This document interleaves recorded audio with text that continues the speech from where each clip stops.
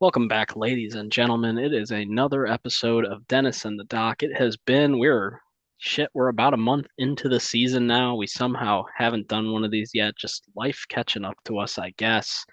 I am a 7 or 8 beers deep, Dr. Chim Richards, joined as always by Mr. Dennis Thamanos. Mr. Dennis, how are you today? I'm not 7 or 8 beers deep on a Monday night. All right. It's $2 drafts night at the local bar grill, so why not? Yeah, okay, fair. Well, glad to hear you're doing well. Yeah, yeah. So speaking of doing well, it's been a hell of a week for our beloved Creighton Blue Jays, coming off a win over number one Kansas and then avoiding the trap game of all trap games at home against UNLV. Uh, Obviously, with the Yeah, good comes the overall, we bad. got this Yeah, yeah. since With opening night, actually. Yeah. with the good came the bad, of course. A couple of injuries to deal with already this season, but the big news coming in just the other day, first reported by Creighton Burners, as is tradition at this point. Pop is done for the year with hip surgery. This was an issue we kind of knew about coming in. He had had, I think, hip and shoulder issues last year. We thought he had had those addressed, but he did not have a full off season. Clearly, he was not fully healthy coming into this season. So that's a tough blow toward the rest of the season prospects. Yeah. I mean, it lowers the ceiling. It's one less option. Um, I don't know. I mean, I actually don't think it changes that much. Like, you might be slightly lower, but like in the macro scheme of things, like, I don't know. I don't think it's like a huge deal, which is a hot take.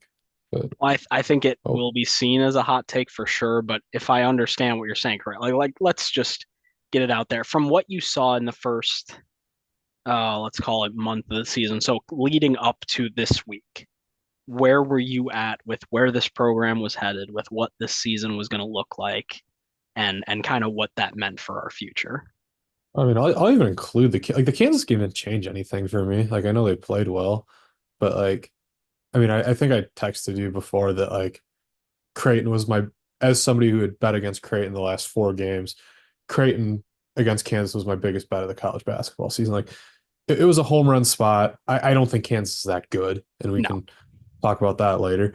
But I don't know. That didn't really change anything for me. I mean, the team's fine. They're not like that good.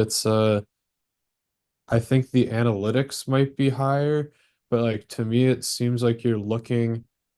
I think the most likely outcome is a Baby Jays type of season, and like with or without Pop, I feel the same way about that. Yeah, and so that's something I think is gonna kind of like take people aback who are hearing this, like, oh, what do you mean? Our second leading scorer going down for the year isn't that much of a big deal. Doesn't really change the ceiling or the floor. But I kind of feel similar about that in a weird way. Like I think we'll struggle in different ways than if he was here. And obviously I'd rather have him in the rotation, but the outlook towards what you think the season looks like now, I'm not sure it's changed a whole lot. Yeah, I would agree with that. Um, I mean, obviously Fedor is the one. Like, if Fedor's back for the next game, then like I'd argue it didn't really change any. Like, you might even be slightly better, but like it's kind of a one for one swap. That I think is probably an improvement. Um, but And yeah, I I don't even don't think know, that's fine. Like, saying that. Like I don't even think that's necessarily a knock on Pop at all. That might just be people not appreciating how good Fedor possibly could be. argue he could be. I mean, I also don't think like I mean Pop was fine. Like, he was. I mean, before the season, like I think I I think I almost agreed with. I mean, I'm sure I probably agree with you, but like in general, I think I agreed with nobody on how good he was. Like, I think you had some Creighton fans overselling him, but then like I think you had like I had friends here who said he was terrible and like a zero. I'm like, that's not true. Like I said, he would probably win you 3 games this year, and he'd probably lose you 3 games, and the others he'd be sometimes a positive, sometimes a negative. Like, yeah, he won you the Kansas game, but like he was going to have a game where he went 2 for 15. Yeah, And like, I don't know, it is what it is. Like he wasn't a good defender. Um, I mean, obviously he played extremely well that last Kansas game, and that's the lasting impression that you're gonna have. But right, like, I mean, right. he wasn't like people hated him before that. Like everybody said he sucked like the week before. Yeah, and So it's one of those things too where it's the range of outcomes you could have gotten from him. Like I think we saw a lot of it just in the short season already. And yeah, you're gonna wanna, just by virtue of it being his last performance, you're gonna want to say like, oh, that was an example of improvement. And that's what we could have expected from him the rest of the year. And it well could have been because it wasn't just like him playing a good. I thought it was not by far his best game in all phases of the game. He looked competent on defense. His shooting was excellent. Now, you can't look at a game where a guy shoots 6 of 8 from three and say, "Oh yeah, that's the expectation," right? Like that's a hot shooting day, no matter who's taking those shots, right? So you can't say like, "Oh yeah, that's what we would have expected from him going forward." But at the same time, you look at it as a guy who, all right, you're in a favorable system now. Maybe you've got your shot under you. Maybe we could have expected, a kind of all conference player. And yeah, again, I think we were very fair about assessing him in our preseason looks. I made no I didn't hesitate at all to say I wasn't really sure about bringing him in, and I think I was very careful and judicious in explaining why that was. But at the same time, by the time it rolled around our conference preview, I think I had him second team all Big East. You expected him to be a significant contributor. Like that was still the most likely outcome we were going to get from him. And I think we were seeing that. yeah, he was gonna. I mean, like I think at the very least he was going to put up like the volume stats, even if they weren't efficient. Yeah. And yeah, I don't know. Who knows what he would have done? I mean, he still was averaging a good amount. But I mean, he just like is what he is. Like he's again, he would have won you another couple games this year. Like he will shoot you out of a couple games as well. Like, just like I'm looking at his stats right now, and like just and for like the like that's what he is. Like again, the BYU home game last year, he was just a fucking lightning rod and single-handedly won me like $50. Like he drops 32 on 11 of 19 from the field, 6 of 9 from three. Like the next game, he puts up 18 on 4 of 11 from the field. It's like, all right, fine. Then the next game, he goes uh 8 of 18, but 25 points. You're like, oh, like this is just what he is. Then the next game he comes out, nope, home loss to Cincinnati. He goes 5 of 19 from the floor. It's like, yeah, it's just like kind of what he wants. Like Yeah. that's what he was going to do. Like it's not I feel very confident saying this team is not that good. Again, it's not being negative. I said all along I didn't think Kansas was that good. I said, which interesting if we can talk a little bit about Kansas later if you want. I do have Yeah. a couple interesting thoughts on them. What what is the number where and like I guess this doesn't really apply anymore because they're not number one, but like if your two options would have been like Kansas is the number one team or not this. So like Kansas is either the number one or not top 10. Like I think you'd say not top 10. Like Hmm. Kansas is number one or not top 15. Like Not where's the 15. inflection Yeah. point where you'd be like, okay, I'd take number one. Like I think like 20. Like I don't know if this Kansas team's that good. Like I'm not positive on that either. And, like I don't think they're a worse team than us or a worse team than Mizzou or anything like that. I think that's an extremely unfortunate week for them to have in a row.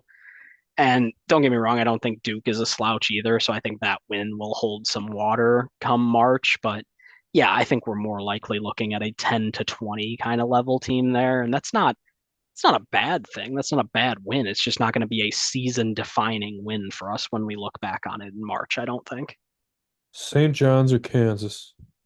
Kansas, just barely. I don't know. I don't know. I Yeah. think that's a fair comparison. Yeah, I mean they're Kansas is 11, St. John's is 15. So If you ask me which team I would rather play, my answer is probably different. oh, it's much rather. I mean, that was part of the thing that I had said too at the time was like it's going to be the same thing as it's been every other year. Like there are going to be teams that we do not match up with well at all. Yeah, I And mean, you're Kansas is the exact opposite of that, of like, yeah, I think that in terms of the upper echelon of teams, which if you want to put them even in that upper echelon is extremely debatable, but like that's far and away who I would choose to play. I agree completely. I mean, I even wrote this in my notes during the Kansas game. Like, I think that might be the best we'll match up with a team all season, a better team than us all season. Yeah. Because getting to leave Harris takes away one of your biggest liabilities, which is on-ball defending with, explosive guards. You have a guy who can shut down their best player one-on-one. They have fluke not I don't want to say fluky is the wrong word. They have guys who are very day to day in terms of their performance playing on their wings, right? Like Mayo isn't a big time player. Adams is very inconsistent with his performances. So it very much was kind of a perfect storm of circumstances for us to get them at the right time with the right matchups. And missing debatably their best athlete with Yeah, Ryan Griffin. Like, yeah, yeah, the guy who would probably be most likely to cut us up a little bit. yeah. It's funny that like last year Kansas is just like clear as day flaw was a lack of shooting. They just didn't get any shooting again. I, Like I it did think a they thought little they bit better did. this year, but like yeah, but like who did they think they had as a shooter? Like If you bring in Store, Mayo, and Griffin, you probably think you're going to be doing a little better from the arc than you are. Store was 32% last year. Yeah, but Like it's the same thing. Like what is he, a junior now? Like you figure he'll improve. maybe. His shot isn't bad enough where you would think he stays at 32% his whole career. Maybe it should be there. Yeah, I don't know. I don't know. Again, this isn't like us just trying to downplay Creighton's win. And like I said this, I also had this thought, and like I said this night of, and part of it is like I was there last year, but like, and I really don't think it's because one happened before the other. Like oh, because we just beat number one, like it matters. Like this did not feel at all like last year to me, where like Oh God, no. UConn at that point, I was already sure was a top two team in the Hmm. country. It was them and Houston in my eyes were so far ahead of anyone else. Um, and Kansas, I was like, yeah, like I get their number one in the rankings, but like they were like number seven in KenPom. Like they're not better than Auburn. They're not better than Tennessee. I'm aware they beat Duke. I don't think they're better than Duke. Um, so yeah, I mean, again, extremely fun. Don't get me wrong by any means. Go ahead, court storm. Good job, crowd. But like, yeah, it didn't feel quite the same, but didn't. It was still extremely fun to watch. Well, and that's I think to some degree, like to give everybody a little bit of positivity. I think that's a sign of how far the program has come. That we can sit here and talk about a win over regardless of the circumstances, a number one team can only be so bad and say like, yeah, well, you know, might not be such a big deal. Yeah, it is funny. Like for Missouri, it's different, obviously, because like that's their rival. But like that's got to be such a cuck move if like you beat technically number one when like they've already lost and they're not really number one. Like that's such a like that's just like a cuck move of like okay, like yeah, it is, but like Yeah.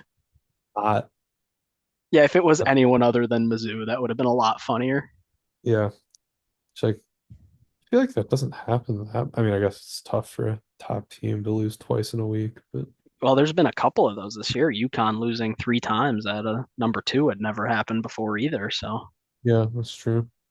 how do you where all right, let's do a quick aside on UConn. I mean, you're not worried about them, are you? In what like define word? Top 15? Um, let's see. That's borderline for me. Yeah, okay. I'm feeling a little safer on that. Like, don't get me wrong, I don't think either of these last two results are huge steps for them, but I don't know. I feel much more comfortable about them than I did in Maui. I'm gonna say, I mean, those are two teams that I've been very vocal that I'm lower on than most. Like, I just still don't think Baylor's that good. I don't think Texas is really good at all. Like that team missing the tournament would not surprise me at all. Um, Again, Rodney Terry, like one of the Yeah. worst power conference hires. Like you are never doing anything with him as your coach. I don't know. I mean, everything that's true about UConn this year is what I said last year. That was, I'll still stand by the methodology of like, you don't just lose three professional basketball players, three NBA players, replace them with freshmen and a transfer and an up transfer at that, and just, repeat it and get that production. And some fucking how they did last year. But like, Well, this is because what they fluked their should way into happen. Cam Spencer over Nick Timberlake. Yep. Yeah. I mean, yeah, it takes luck. And again, this is what, now again, because who knows how many people listen to it. Like, this is what I said with the whole Kalkbrenner thing, where I said, like, like getting Kalkbrenner to be what he is like lucky on Creighton's part. And like, I don't know if anybody cared enough to make that controversial. But like, again, if you want to say Hurley and staff, because I refuse to just give him credit, like, are great recruiters, great developers, fine.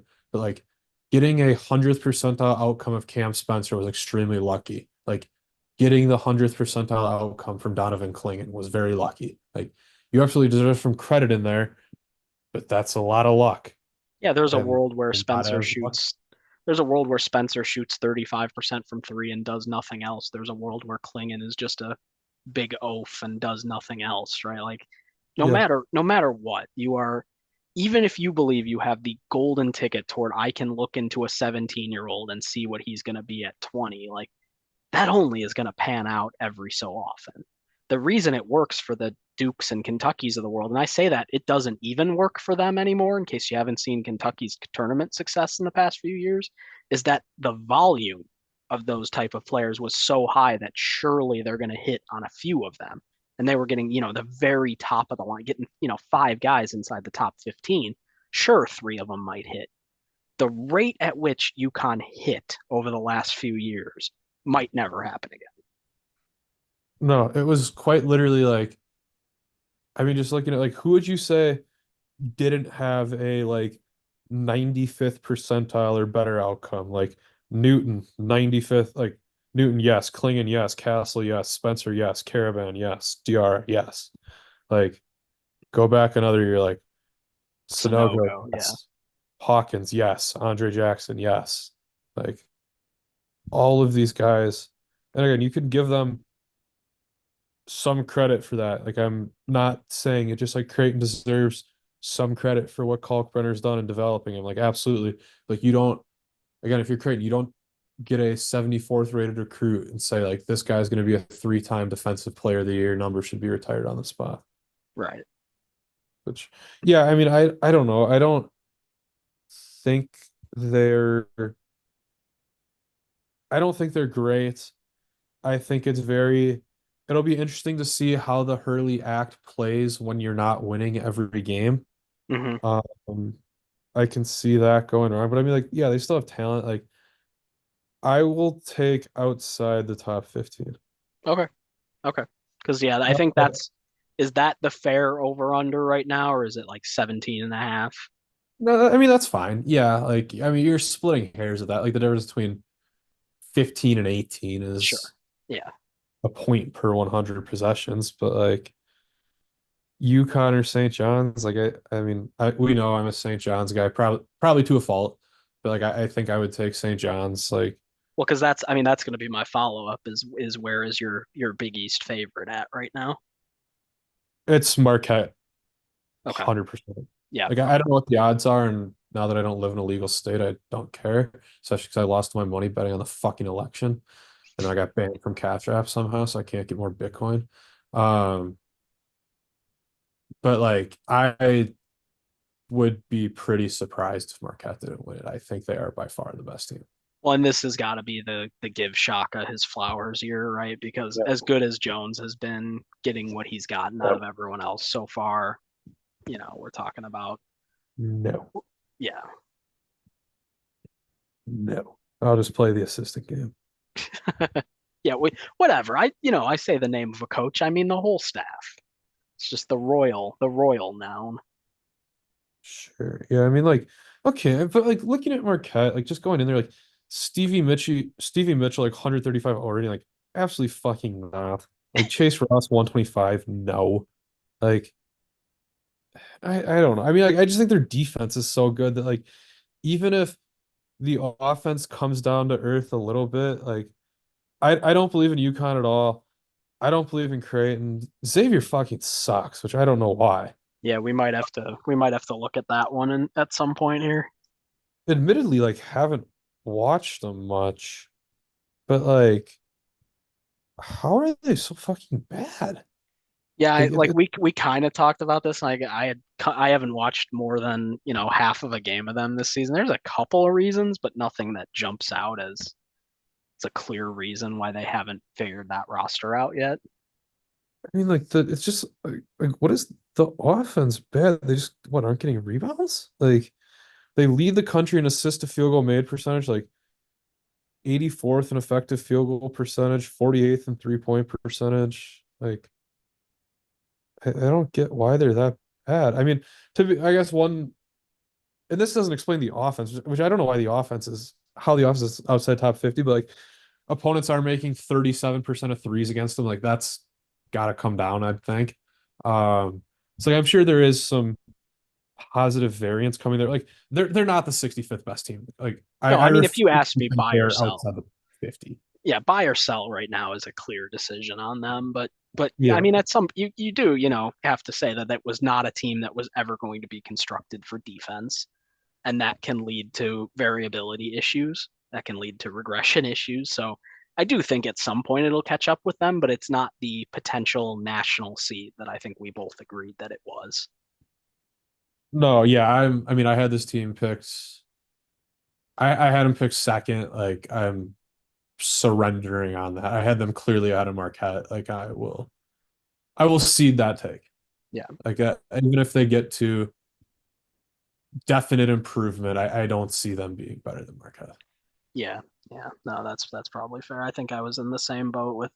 That's probably where I would have drawn a line of saying Xavier and St. John's are both a degree better than Marquette, and that has not come to fruition so far, and I don't see that changing. All right. Speaking of, I mean, no, since we're going Big East, I don't know how much we're gonna say on this. I just want to make a rant. Like, shut the fuck up with the DePaul rant, like the DePaul love. Like, again, we treat them like they're the kid with the helmet. Like, they're not a good team. Like, they're not the embarrassment that they've been the last 5 years. But like, do we forget that if Southern Indiana fouls up three, they lose to them? Like, I, I'm so sick of this. Like, there's a certain other podcast like had DePaul over UConn. Like, that's one of the stupidest things I've fucking heard. Like, since you have those, I'll give you even odds. Like, hell, I'll give you 5 points. That's what a giver I am. And like, we're going like, yeah, there's fine preseason biases. Like, that's a thing. But like, again, like ranking Butler over UConn, like get the fuck out of here. Like that's like Butler lost to Austin P. Butler lost to a team that was playing nine arms in their lineup. Like they're not better than UConn. They quite literally lost Uh, to a team that was short-handed. Get the fuck out of here. uh, That's my well, brought to you by the same folks that had Shaheen Holloway ahead of Rick Pitino in a coaches tier list. So, Kim English because he won a game of one-on-one. yeah. Was that Yeah, do you want to take your flowers on the Kim English experiment that might not last more than one more yeah, year? like a shocking guy who's never or guy who's is what outperformed his preseason Ken Palm ranking once and finished top 100 once. Those were different years, by the way. Might not be that good of a coach. Who would have fucking thought? Yeah, if you want to go back to our Big East preview last year and take a listen into that, folks, can't say he didn't tell you so. God, am I? Yeah, I biggest fucking snake oil salesman in the world. Oh, look at the poor committee left us out. Don't lose by double digits to a team down their two best players. Get Yeah. out. Yeah, I'm so sick of I mean I'm very on the record with what I think about PC Twitter. Like the biggest bunch of babies in the fucking world. Like you are actually the first team whose coach has ever left to go to a better program. Not only that, you're the first team whose coach ever lied about it to go to a better program. Like this would be like if Oregon was like actively pissed at Ohio State still because Chip Kelly said that he wouldn't leave to go to the NFL. Like fucking get over it. You're not special. Like it's just so annoying. Like at some point, like, you have to relax. And what's fucking funny is that Georgetown might be better than them this year. Wouldn't that be? That would be Wouldn't funny. that be really funny? You want to talk about two teams that are 80th and 89th, and that is with preseason priors breaked in. So Georgetown probably has just been better than you this year. Doesn't that suck? Now Georgetown has played two teams and kind of got smoked by both. So Yeah, we'll see how that one ages. I mean, Thomas Sorber's like legit, Yep. which some luck there. But yeah, I mean, we'll see. It was a close game against West Virginia. Then he kind of got whistled for a weak foul, and that sort of killed. He I was just gonna is. say it was what, like 7 points with it was closer than that, like 3 points with 6 minutes left. Yeah, I don't know. I mean, just looking at the game score, they were up four with 13 minutes left. So Yeah, kind of got away from him at the end, but yeah, it was in Morgantown too, right? yeah, Yeah, that's not the worst result in the world. I mean, I don't think that team will be better than maybe ninth in the conference, but it's a better team than I thought it would be. yeah. There's at least if you're one of the Venn diagram of the three people listening, the two Georgetown fans, if somehow one of them is the same person, like you at least feel a little bit of momentum. Yeah, you got something to, you know, get more than 100 people into that building for this year. Yeah. And I mean, in Providence again, like their record is gonna end up okay because they're gonna win games at home. Like they'll probably beat Creighton at home. Like they'll probably beat one of UConn, St. John's, Marquette at home. Like so their record's gonna end up fine, and then we're gonna have to hear how Ken Pom hates them. Ken Pom must have beat Central Connecticut by 4, but and Hampton by 9. But yeah, I don't know. I mean, like the conference also is not good. No, Like I know they had a decent 48 hours or whatever it was, but a I mean, that's recovering. That wasn't a statement. That's just little bit of recovering. being a little bit respectable. It's taking an Advil when you got hit by a car. Helping, but that's what I do wish that like it would be kind of like I know this like kind of used to be a thing and it's a little bit before my time, but like I do wish they'd have like a week in like mid-February to like play non-con again because like it does kind of suck that like once it gets to December, there's nothing you can really do to help your conference rating. Yep. Well, does the SEC Big 12 still exist? To my knowledge. Yeah. Like yeah, that's the one exception. Well, I Um mean, like just duplicate that with other conferences and yeah. Yeah, it does. It looks like. Or Kentucky just plays a random one off with Texas, but I'm gonna go with option probably A. not. Yeah. Gonna go with option A. Um yeah, I mean, whatever. I wish that was a thing, but whatever. My Yeah. fupa. So agree with that. Only team we really didn't talk about a little bit, like St. John's looks pretty much as we have expected, I think. Yeah, I think they're good. They're I have them as the second best team. Like to me, the tier list is like I think Marquette just is number one for me. I have St. John's and UConn tier two, Hmm. and Creighton Xavier tier three, and then I don't really give a shit after that. Do what you want. Yeah, I think, Butler might be the best of the rest, but hasn't really been tested yet. Probably too early to say that. Villanova, yeah, we didn't mention them at all. But kind Yeah. of the same shit that everyone expected. Yeah, I mean Dixon's a star. Wait, they lost to Virginia? I didn't even know that. Yeah. I just assumed they won that game. Yeah. Interesting. Yeah, Dixon's a star. Poplar's fine. Brickus has been really good. They have a borderline DePaul at head coach. And yeah, I mean Dixon will win him a couple games by himself. They'll go probably 11-9. Yeah, I mean not to like you think 11-9? So Kempom has him at. Really? I think that's optimistic. I mean, again, the conference is so weak that I think a lot of teams will be floating around that 10-10 mark this year. But Sure. I mean, you beat the if you win at Georgetown, at DePaul, at Seton Hall, like yeah, yeah, that's true. 11 wins, I mean, I steal bet they lose one of those games. probably, but Because I mean, if I'm gonna take two victory laps so far in Big East season, it's how fucking bad Seton Hall is, and that all of Nova's problems are that they have no idea what to do at their 3 and 4 spots. yeah. Sorry if you want to see what I was exclaiming ref at. Watch Baylor Abilene Christian at the 5:17 mark in the second half. I got mugged. Um, yeah, no, you're good on those. I was thought Seton Hall would have a higher floor. They don't. Now they just Um, can't score the fucking basketball. They will make games close with every team they play because they just cannot put the ball in the hoop. how did they beat VCU? VCU, I think, is like pretty good.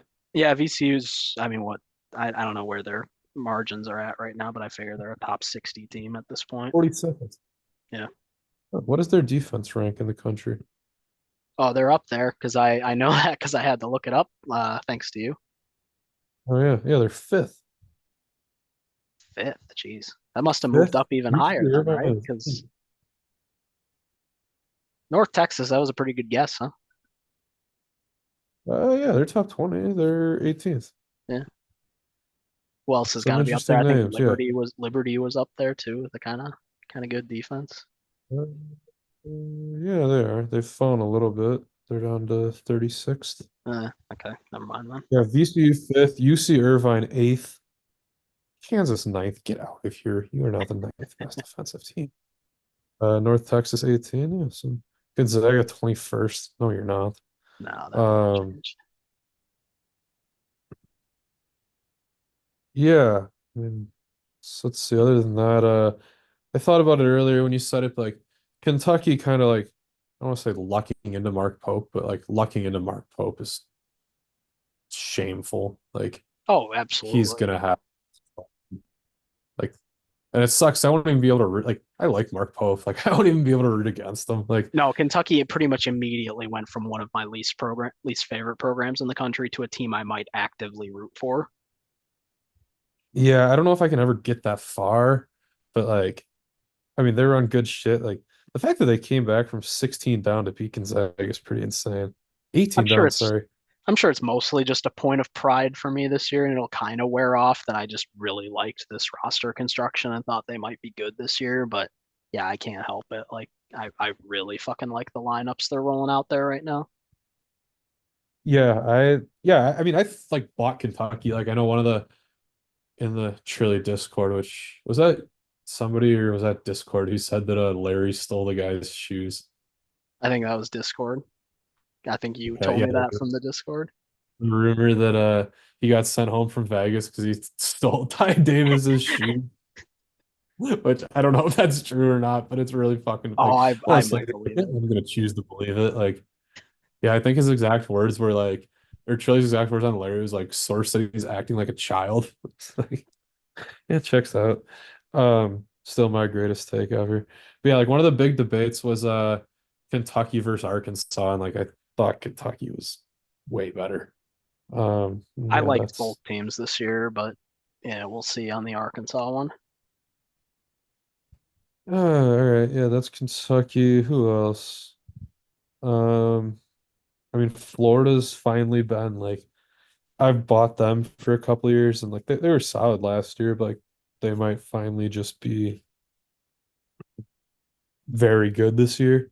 I Remains to think be seen. I finally gave up on them this year, so go figure they're fourth ranked Yeah. offense or something on Bart.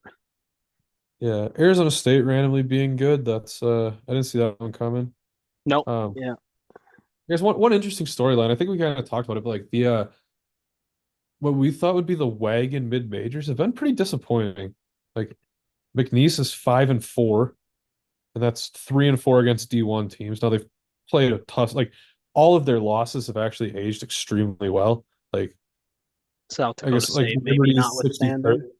What? South Dakota State maybe notwithstanding. No, that's aged very well. They're up from 181 to 117. They were that low at the start. Yeah. Huh. All right. Yeah, See, like I good just things saw are happening. 121. And I'm like, yeah, that's probably about where they usually are. No, yeah. But yeah, McNeese not been great. High Point not been great. Grand Canyon not been great. Um, I think the two best, like I thought UC Irvine would be very good. Like they've been outstanding. Uh-huh. They're they're what people kind of thought High Point McNeese would be. Um, Well, I mean, Santa North Clara said I love a good three bid WCC and Utah State just rolling right over. yeah, it's just another looking like another home run hire. Yeah, I don't know how the fuck 9-0 again. I don't know how they do it. Well, Drake is right up there. Drake's the one I can't believe we didn't talk about in our national. We both kind of addressed it right away. Like Ben McCollum is such an us guy.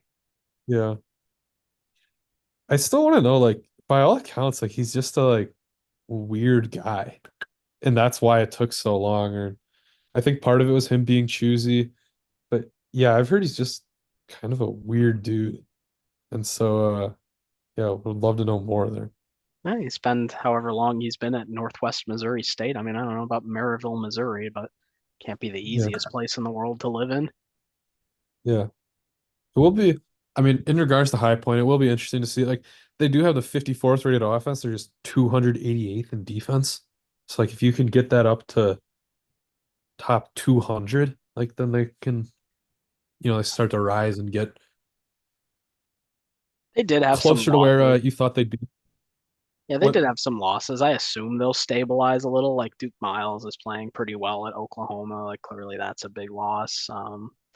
Big But Use is at Auburn, isn't it? Is that uh, Furman? Big Use is at Auburn, isn't he? Or am I, yeah, he's Furman, fuck. other Yeah. purple school from the Other purple Carolinas. and white SoCon school. Yeah, Fair enough. I guess their High Point's Big South, right? yeah, yeah. Whatever. So, I mean, that's the same thing. Um, but yeah, I don't know. I mean, yeah, a lot of the big like popular mid majors have been kind of whiffs, and UC Irvine stepped up, Liberty's back, Bradley's been great, Drake, like you mentioned, and like UC San Diego's top 100, which is The Tritons. yeah, which is very interesting. Um, see other shouts, Cal Poly that they basically brought a D2 coach, majority of his team, best player went to Colorado. And I bought them a ton at the beginning of the year. Just because like I think they started out rated like 340 and thought they'd be better. And I've given it all back because I keep trying to like say like there's no way they're this good and they just like fucking are. Uh yeah, I mean so yeah, Cal Poly got up like 208, which they've lost the last two. Let's see. Anyone else notable like disappointment or success? St. Louis, like I know Avila's hurt, but I mean I thought they'd be an at-large contention. I guess they don't really have any bad losses. They just haven't been good. Yeah, Mountain Um, West is very much Mountain Westing, kind of sitting in that. All their teams are in the 45 to 65 range that we thought might be. New Mexico had their yearly baffling loss to New Mexico State, which did you see how that game got to overtime? I did not. New Mexico's down three with like 3 seconds left. Shot a corner to three, and the New Mexico State guy just like patted it over the rim. Like just got called for a goaltending on a three. Just sent it to OT, and then New Mexico State won in overtime. So perhaps all's well that ends well. But by the way, Baylor's gonna cover. Good bet, Dennis. Uh, Georgia looking good. The SEC looking really good. We did definitely SEC have is that one. I think what is the South Carolina schedule that as of right now is 15 quad one games and three quad two. Well, it was before the Gonzaga game. Kentucky had 17 quad ones left on their schedule. Yeah, those are gonna be big teams for the pool. Yeah, you're going to see like an 8-loss SEC in the top 10 of the net, and they're just going to stay there all year. Kind of what happened with Alabama last year.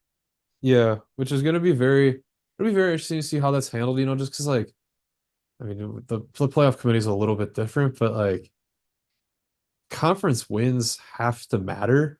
Like you're gonna see a 6-14 SEC team that's like 40th in Ken Palm, 16 and 15 overall, and like 10 quad one wins. I don't Yeah, know I what to mean, do. you're looking at what, like Ole Miss and Georgia being the 13th and 14th best teams in the conference, maybe. I would take Ole Miss over that. I know that's a point, but I think Ole Miss is like good. Actually, let's look at that. By the way, just because I'm looking at them, San Francisco top 60, borderline at large. Did not see that coming after they lost Mobo. Good for them. Chris Yeah, Grillis, good coach. Hire him. Let me look at SEC standings. So yeah, SEC, yeah, that's what Ole Miss is ranked 27th and they're eighth in the conference right now. You know who I think will like Texas? They have projected at 8 and 10. Like I could see Texas going like 4 and 14. yeah, no, I could too. I mean, it's just going to be a brutal schedule. Like you could say Texas is a top 50, even top 40 team is maybe a stretch, but yeah, they could absolutely just get beaten down by that and not have the righting of the ship to get through it. And it's crazy too, just like looking at the coaches of like not only are these teams pretty ridiculously talented, but almost all of them, like looking at the 18, like I don't think Matt McMahon's a good coach. I think again, if you don't want to know what else he should do, is they should quit fucking around and bring back Will Wade, which they won't do. But Someone better is going to do it next year. Miami, that'd Ooh, be fun. maybe. That'd be fun. Yeah, Yeah. Texas Or Texas is favored in 5 conference games right now. yeah, it's gonna go bad. Like because yeah, I mean, just look at the coach like Auburn, Tennessee, Bama, Florida, Kentucky, great coaches. Mississippi, great coach. A&M Buzz is well above average. Mississippi State well above average. Georgia, Mike White's not great. Texas, I think Rodney Terry sucks. Oklahoma, well above average. Arkansas, Calipari, still above average. Yeah, Missouri, yeah, probably above average. LSU, not a fan. Vanderbilt, like Byington. South Carolina, I think Paris is good. Like, I think Terry's the only coach that I'd say is a below average coach in that. Maybe Matt McMahon. you're going to piss some And I people think off they with have, that one. I don't care. They're well aware of what my thoughts are.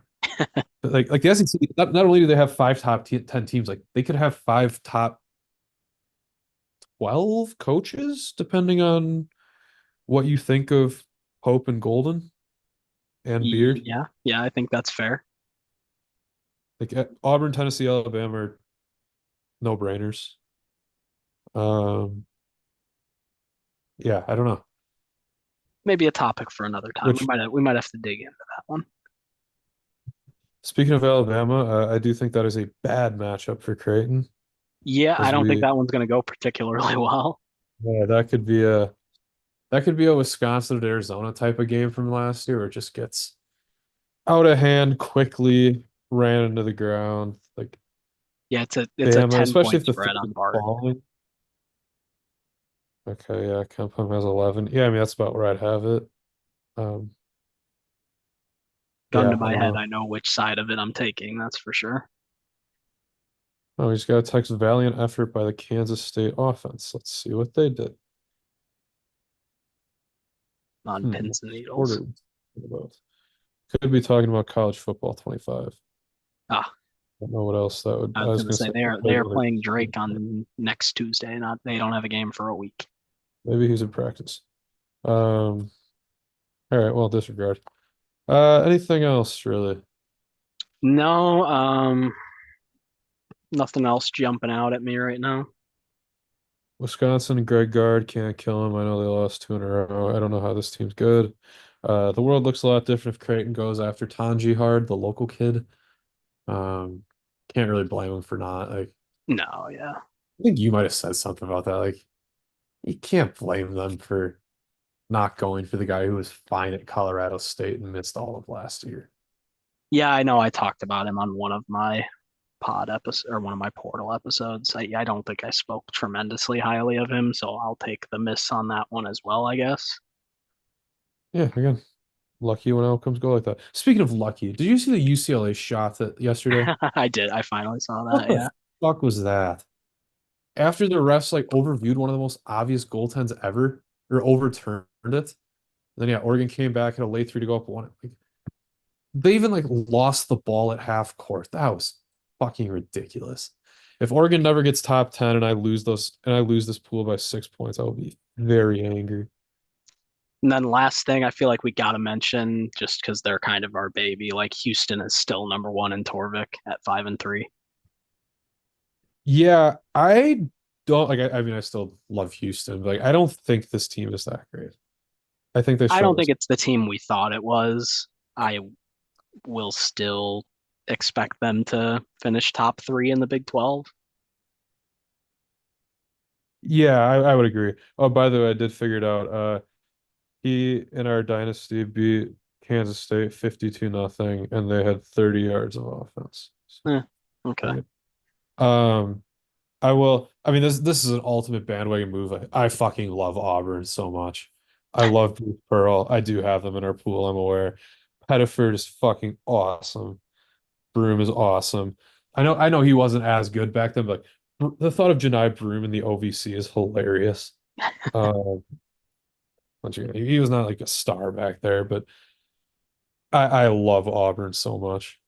It's a wagon, and it's one of those where they've got enough weapons where just everyone looks good. Credit to Pearl that he's got them all pretty much playing well together. Kind of doesn't matter which five they have on the floor at any given time. You've only got one guy, or I'm sorry, two guys who are over 60% of the minutes. Like, good luck with that. Yeah. I mean, even looking at their rating right now, like they have the 23rd rated defense. I'll bet that number improves. Like Yeah. it was number 6 last year. The guy, I'm aware they lost at Duke. Um, and what's crazy too is like they have the ability to come back. Like they were down double digits to Houston. They're down 18 to Iowa State, who are, I think, both top 8 teams at worst. Like if there's, I don't think there is a historically great team this year. Like there's not a UConn last year. There's not a Virginia, like a Baylor, Gonzaga over COVID. If there is, it is Auburn, I think. Like I do think there is a world where, and our minds are poisoned just because of how easy UConn has made it. Like if anybody was going to do that, I think it's Auburn, Yep. I agree with that completely. which And then probably isn't that hot of a take, but only other team I'll mention, and we can actually go back to the Jays, who most people are probably waiting for us to get back to. Tennessee is only underdogs in two remaining games by zero point 0.2 to Kentucky and by 4 to Auburn. do they only play Auburn once? Fuck They that. only play Auburn once. They need to fix this schedule shit of like make like play everyone once and then play like a couple like leave the last couple weeks open like because and I said this exact thing on the preseason like I think Auburn and Kentucky like say Auburn and Tennessee are the two best teams they play once and it's at Auburn like if they end up with the same record Auburn has a tiebreaker like, yeah no shit like because Auburn got them at home God bless the Big East. yeah it's one of the few true double round robins. Man, if you want to, as to make our transition, I'm looking at our schedule now. Bart only has us as underdogs in 5 games left this season. I'll take the over on that one. So I'll bet we lose 6 or more games. Yeah, I'll bet we do not go whatever it is in 8 yeah. The 23. projected record, because it all shakes out differently with the percentages. The projected record is 19-12. That's what Ken Palm has as well. Yeah, Ken has us losing 8 more games. So he actually, I mean, I guess, like there it's all on the margins. hmm Like he has us 50% for at Xavier and losing by one. Like I'm gonna guess that's flipped in Torvik. Um, yep, yeah. We're 56% in Torvik. Butler, we're at 51.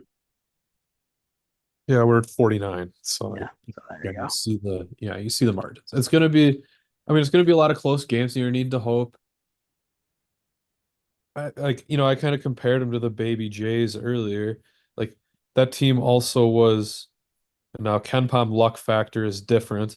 Like that's saying essentially just how you perform in close games, whether you want to say performing well in close games is a skill. skill or luck is a different argument, but like I do think there's some element of luck involved. And like Creighton that year ranked what 28th in luck. Like there's a world where, in my eyes, this team is just as good, if not slightly better than that team, and yet performs much worse because they lose their close games instead of win them. Yep. And they're going to be in a lot of close games, I think. Yeah, I think that's fair to say. We talked earlier about the Isaacs loss not necessarily being a game changer for the season. Keeping him in the lineup and adding Zugic, I think would have been pretty massive because the biggest thing for me that I've noticed so far, as much as I've loved having Neil around, is if you can play lineups with him off the floor and Kalkbrenner on it, those are the ones where you might really be able to generate some of that typical Creighton offense. Because a lot of, I think, what our problem has been prior to this week with being able to generate good looks from the outside is that, and to get Kalkbrenner available, is that whoever Neil was being defended by has just been able to double him pretty much freely. Like he's up to 25% from three, up significantly from wherever he was at before. I think he was at like 14% before this week or something like that. So we see, the pop injury with getting Zugic probably offsets, if not puts us in a little bit of better place. But having both of them, I think, could have been a pretty significant ceiling changer for this team. Yeah. Um, I, maybe. I don't know. I like again, I don't want to be too much of a Pop Isaacs hater and like it depends what you had behind him. Um, but like a 106 O rating is above average. Like that's not great. Um, not a great defender. I don't know. I'd rather have him than not, but I'm not sure it's a huge deal, which I know is what you're saying.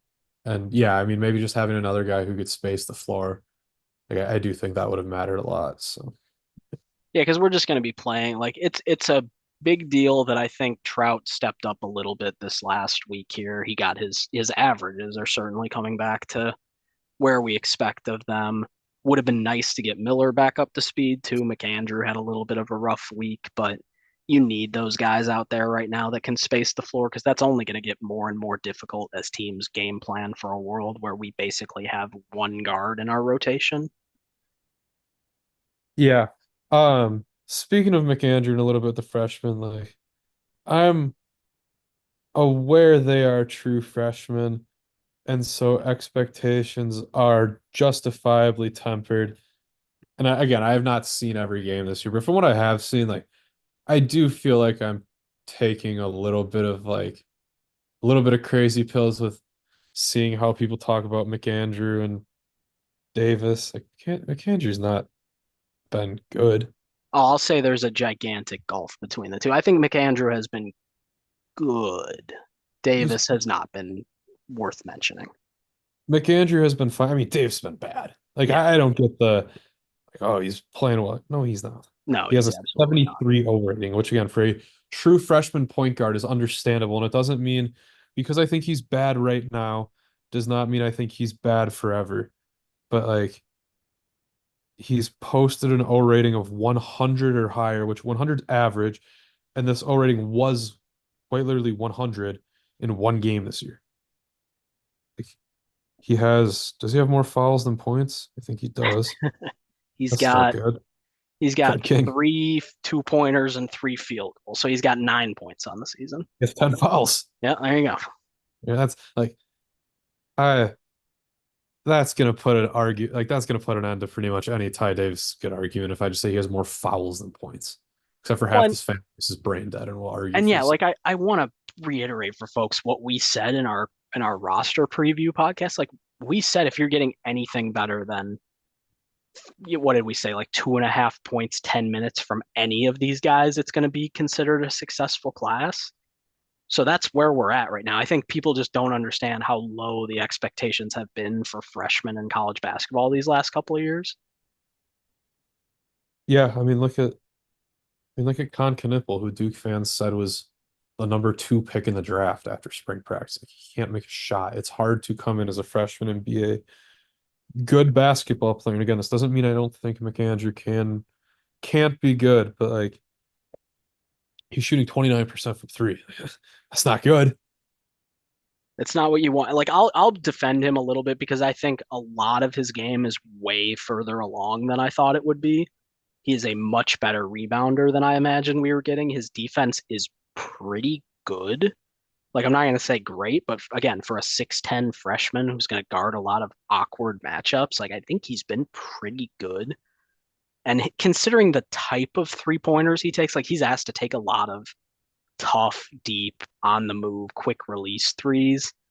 I'm not stunned it's that low in his true shooting. Like, I mean, I'll just look at his true shooting. It's certainly better than his percentages indicate. So I think he's probably a little bit of a victim of bad luck so far. And like I'm actually very excited about him as a prospect based on what we've seen so far. But yeah, if you're one of saying like he's a significant contributor right now, yeah, I'm not sure that's true. But he certainly has his moments where it is. I don't know how to word it, but like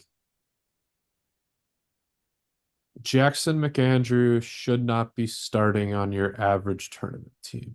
Yeah, no, I I don't don't think that's think unfair. that's an argument. Actually, again, it will be an argument, but I don't think that's incorrect. No, I don't either. Yeah, it's not his fault that he might be, because Nepo baby couldn't hit water if he fell out of a boat. But Yeah, he made two threes in his last game, which brings him to 3 for 19 on the year. So if you're wondering how the season has gone, you double your 3 pointers made in the, what is it, ninth game of the season. You're probably not off to a very good start. no, you're not. Also And I, weird how like go go ahead. ahead. I was just saying it's weird how bad of a free throw shooter he is. He's only 62% for his career. Yeah, I mean, again, like I'll give him a little bit of a break because, again, he had no off season, and clearly he looks like super awkward jumping right now. So that leg is probably not entirely healed. But at some point, you're a junior now. You've been with the program for a few years, and the only thing you can do is shoot threes and occasionally grab a defensive rebound. And you're shooting 16% from the arc. Like, yeah, you just can't expect to get many minutes right now, and nor should you. Uh, why was Jason Green just not playing? Oh, he Did was he he could was that, terrible that, that was for the it? most part. Yeah, he was really rough to start this year. He was a pylon on defense. Looked frightened every time the ball touched him. Like just was not going well. Was missing like bunnies too, like easy lay-ins, easy rim chances, and it doesn't look as bad, right? You see 6 of 11 from two is not good. Like he's missed just a couple of gimmies. Um, Yeah. just was honestly like unplayable for the first 5 or 6 games of the year. Thankfully, this week he seems to have found his footing a little bit because that's a guy we were both pretty excited about his potential coming into this year. Interesting. Okay. Yeah, like I said, I mean I didn't see it. Like missed all of Nebraska, saw some of San Diego State, missed all of Texas A&M because I wasn't gonna buy HBO Max. Um, so yeah, interesting. I just wondered. But makes sense. Yeah, it's going to continue to be by necessity a lot of plug and play for the rest of the year. It'll just be which of these guys are stepping up, and McDermott's shown a little more willingness so far to kind of ride the hot hand, which in the past he has not just strayed away from, but avoided like the plague. So, um, yeah, it's going to be Trout, McAndrew, Green, Miller, whoever else, Shane Thomas, Ty Davis might spot minutes throughout the year. Like it's just going to be finding matchups that work on a given day, and that's not something he's had to do for a while. Yeah. Yeah. Sorry, I was just looking in the Discord to see if there's any Fedor news, and Trilly's just dunking on that Anthony loser more. Said wouldn't have said anything if he didn't comment twice. Fucking loser. Oh God, yeah. Did you? Oh, I deleted his tweet. Oh, did he really? That's a shame. You remember the Culpepper tweet that I I do now. Now that you showed it, yeah, I remember it. a Fucking weird strange cat. guy. What a strange cat. We got quite a few of them in this fan base, I tell you. Yeah, I don't even participate in it that much anymore. I Just 'cause, like can't. I get I get so annoyed and like, I don't know if I still don't use it a ton, but like I've started to become more of a, if you want to block someone who's incessantly annoying, I have no qualms with it. Yeah, I was kind of in the same boat. Like I fucking rarely used it before this year, and I still haven't used it a ton, but like, and sometimes I just don't have the fucking energy to deal with idiocy for the sake of idiocy. Yeah, it's supposed to be fun for me, so why would I make something less fun? Yeah, I don't even got to be like a high horse about it. I literally sometimes do not have the energy. Uh, that aside, though, I mean, we've, set of circumstances this year. So McAndrew is apparently dealing with an injury right now. Pop, I guess, has been playing through an injury all year, now done for the year. Ashworth out for a game. We thought it was going to be a season. Kalkbrenner's nuts are apparently the size of softballs. So a lot of stuff going on right now. Yeah, and this is part of what I said at the end of last year. You had extraordinarily good injury luck for 2 seasons. And that was part of why I felt you had to take advantage of it. Like you probably one season-ending injury over a 3-year span is probably pretty fair. Well, everyone's been tweeting like all the injuries that Creighton's had over its history. And like, yeah, I do think we've had bad luck in the past, but it wasn't there the last couple of years, was it? Like I noticed there's a pretty big gap between the Kalkbrenner and Emhard ones and what's happening now. Yeah. And that's it's part of college basketball, part of sports in general. Is when you do have things break your way, when you are lucky, you got to take advantage. That's the where Dennis and the Doc were right for the past couple of years. Everyone's getting mad at us saying like it's a disappointment when you lose these games, these opportunities to do something we've never done before, because it doesn't fucking matter what you think is coming back next year or how sure you are that the team will be there next year, because any kind of shit can happen. And we've now had what we think could have been or are significant injuries to our best three players, and we'd have one of them who's not eligible at all. So shit happens. Win while you can. Yeah. Um, yeah, I don't have much else to add.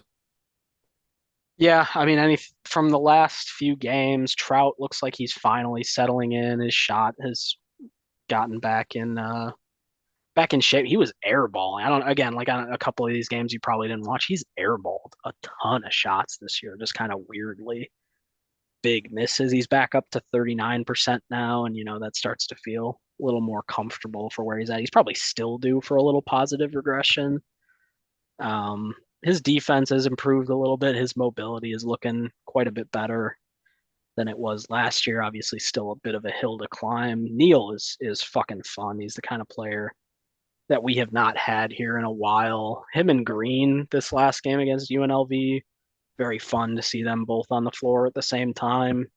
Kind of an explosive, like spark element that we have not had in the program in God knows how long. Yeah. I don't have a ton else. King is playing decent minutes this last week or so. Yeah, give a conference play. Yeah, it's he had a pretty good 4 game stretch a couple of years ago that didn't turn into much, but right now I'm kind of like not dreading him being our at least a 50-50 split at center next year. Like might not be so bad. It won't be what we're used to, but a lot of teams probably deal with a lot worse. Be playable in conference play and I'll entertain it. Yeah, yeah, that's not unfair. So anything else that we gotta talk about? I'm not hearing much new on the Zugic stuff. I think everybody kind of knows by now that there's probably a drop dead date that might be approaching at some point where so the deal is if you're not fully up to speed on this, they are pretty sure he's going to be cleared at some point. Anyone telling you that they know when that date is probably doesn't know what they're talking about. The NCAA doesn't really move like that. What do you mean? What if you have sources? Yeah, sources are telling. No, I but just have a so perfect record and I've never gotten anything wrong before except for the well, if you time just I used delete it. it every time you get something wrong, then you're never wrong. That's how that works. Um, but yeah, so there's no timetable for it, but there is a timetable from what I've heard. Again, you take this for what it's worth, but they don't expect him to get 4 years of eligibility. I think that's obvious and consistent with other rulings that have come through. The guess that somebody made that I trust is that they think he's going to be named a junior. So there is a point at which this season they will not want him to burn a year of eligibility. Where if it gets to the point where conference play has started, we're a half of the way or more through the year, they might his family, his whatever, might not want to burn a year he has on half of a season. So while it seems like there's a lot of time that we could like, oh well, as long as we get him eligible for February and March, right? Like, it might not be that simple. Might very well be that in the next couple of weeks, if he's not eligible, we won't be seeing him this year. And that has positives and negatives because you could say, oh, well, maybe that means he'll be here next year. It'll help limit the drop off from Kalkbrenner. This is a guy who was in the NBA draft pool this year. I don't know how many of our fans actually know that he was a late pullout of the draft this year. He's been on draft scouting boards for 3 or 4 years now. This is not the usual kind of guy we're used to dealing with. So I'd be wary about saying like, oh, well, it's all right. He'll just be here next year. Like that's not a guarantee. There's absolutely a world where he just decides he doesn't need to fuck around with this anymore and goes back to Europe and makes money playing professionally. There's a world where he just enters the NBA draft pool again and lets the chips fall where they may. So if you're playing the, oh, well, it's fine, we'll just see what happens with it game, I don't know if I'd be so comfortable with it. Yeah. I mean the hope is from what I've heard, it's not Creighton's fault. Like I've heard the NCAA is just kind of being dicks to be dicks, which is a little funny. But Well, they're clearly trying to send a message that they don't really have a legal reason to keep him from playing because the concept of amateurism has been so deeply eroded at this point that they don't really have a legal case to make. But part of it too is the fact that we got our paperwork in so late. Like we were, I think, if I understand correctly, the last team to submit the paperwork to try and get him eligible, just due to how late in the process it happened. And yeah, we are currently like every other decision, every other similar decision has been literally made every already. other decision. Yeah, And it's been that way for a week or two. yeah. So like if that's why people are expecting it's going to come soon, okay, I get that, but you're definitely making a guess. And I think you're underplaying how petty the NCAA is, that they do not like this. They can't do anything about it, but they don't like it. So they're going to probably delay it as much as they think they can. Yeah, and we don't have SMU oil money to bribe them, which I've kind of heard is like actually what they might have done. For who? One of their foreign guys, I don't remember his name. Yeah, we got we got some guys. Get them some Berkshire money. Can I? I don't know if that's big enough. How about UP? Yeah, sure. UP, Conagra, probably in a Deloitte. They're close enough. Who They have else? enough. What are the other big Omaha companies? Yeah, whatever. I don't care. No problem anymore. Yeah. Yeah, we both yeah, those of you who don't know, we both moved on. We can't do these in person anymore. We can't just take a 2 hour lunch break and rip one of these off. A damn shame that is. Yeah. For those of you who don't, I don't think we've like told the story a lot, but one of the last days that we were in the office together was one of the first days that college football came out. We just brought a system into one of the conference rooms, hid in it, and played that for a couple hours. Great time. Yeah. We were both on our way out. I was moving, he was moving. I was leaving. Yeah, I was leaving the company, so I really had nothing to lose. Yeah. What a good decision that was. Folks, everything works out in the end. Yeah, except for the girl who spared me the Nebraska game. Uh, so Tough Mr. luck. Mr. Dennis had found a girl who knows ball to some extent and saved him from having to suffer through the Nebraska game. So shout out her for that. Yeah, tough loss for Dennis. Not one. It's like it's an Elite Eight type of loss. Like you don't get over that one right away. Yeah, So you live and you learn. that's all you can do, folks. That is all you can do. And I think All that's all we can do for tonight. So anything else before we wrap up? nothing else. Ball up top. All right. So hopefully the next time we get back in touch, Zugic will be eligible. We will not have a win over Alabama, but hopefully it's close enough.